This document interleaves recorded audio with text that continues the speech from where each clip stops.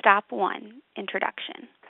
Welcome to the Pucker Gallery 2012 exhibition of 1,000 Blended Notes, works by Gunnar Norrman. The content of this audio tour was selected from the catalog essay written by Melissa Ferris. Ferris is currently an associate at the Pucker Gallery and is obtaining her Master's of Science in Arts Administration at Boston University. She graduated from the University of Virginia in 2011 with a degree in art history and religious studies. William Wordsworth poem. Lines written in early spring, 1798.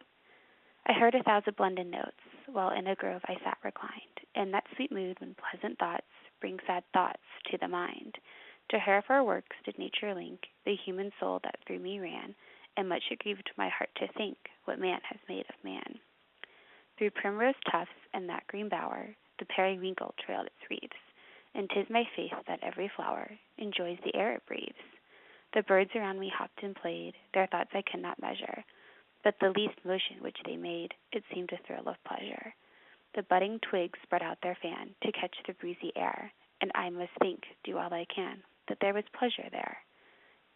If this belief from heaven be sent, if such be nature's holy plan, have I not reason to lament what man has made of man? Stop 2, Medallions. Since its early exposition at the Malmo Kunstmuseum in 1942, Norrman focused exclusively on drawings and prints in black and white, with few figures appearing throughout his works. It is his lack of color that helps create a minute tension within the work. As seen in Medallions, the horizon is implied by a subtle shift in shading and tone. The presence of a rocky beach in the foreground is set against the neutral vastness of sky, with only tonal variations to depict the extraordinary depth of the landscape. The landscape of Medallions is characteristic of Norrman's hometown in Lomma, a small community in Skåne, Sweden's southernmost region, where the artist lived for most of his life. Lomma's landscape is largely dominated by the sound. Norrman uses this inspiration to experiment with a meeting of land, water, and sky. For him, these elements all work collectively together. They are all necessary and equal within the landscape. Stop 3, Franz Spagata. While skiing scenery can be seen as the main focal point for Norrman, he has also traveled to and depicted places such as the Basque Pyrenees and the Danish islands, such as Charente-Maritime. His travels parallel his work. He avoids large cities, opting for more rural scenes, with nature as a dominating pulse. Franz Spagata is a drawing made from his travels abroad in France, and, while it depicts a new place, the stylistic forms characteristic of Norrman take the specificity of the place and transform it into any rural, rustic place. With help from his wife Ulla, Norrman would use his travels as inspiration for works like Franz Spagata. Perhaps 100 drawings would be done, in which a few would be selected as originals for prints. Although, as those who knew him pointed out, some drawings would remain at his studio for years before they were transformed into this new medium.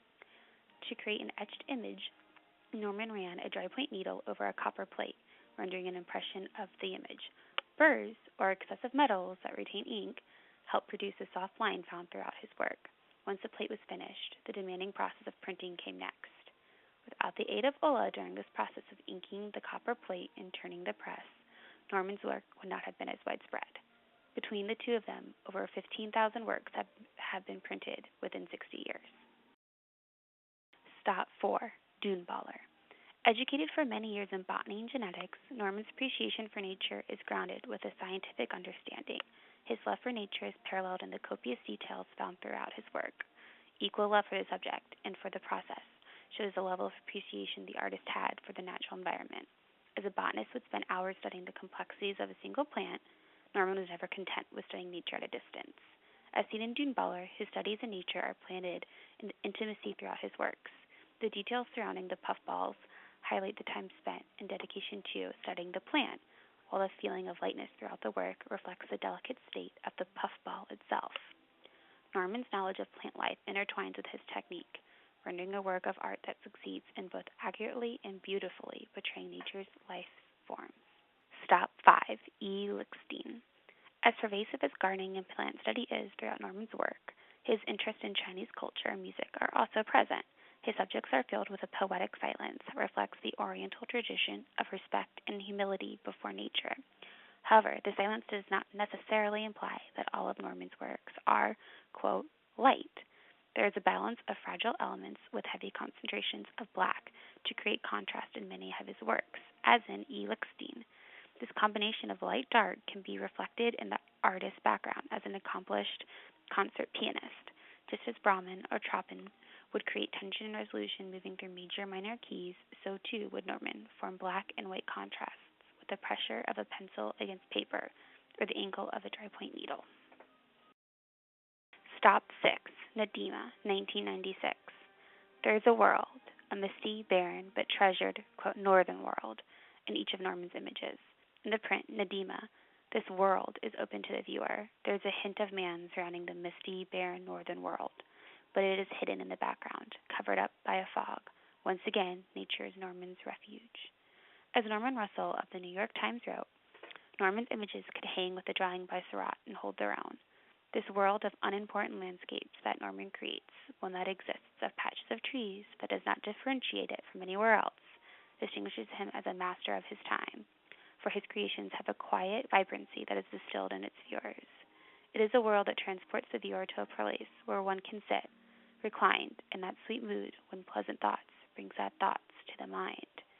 Gunnar Norrman shows that nature, his beloved retreat in life, can and should exist for us all in this modern time.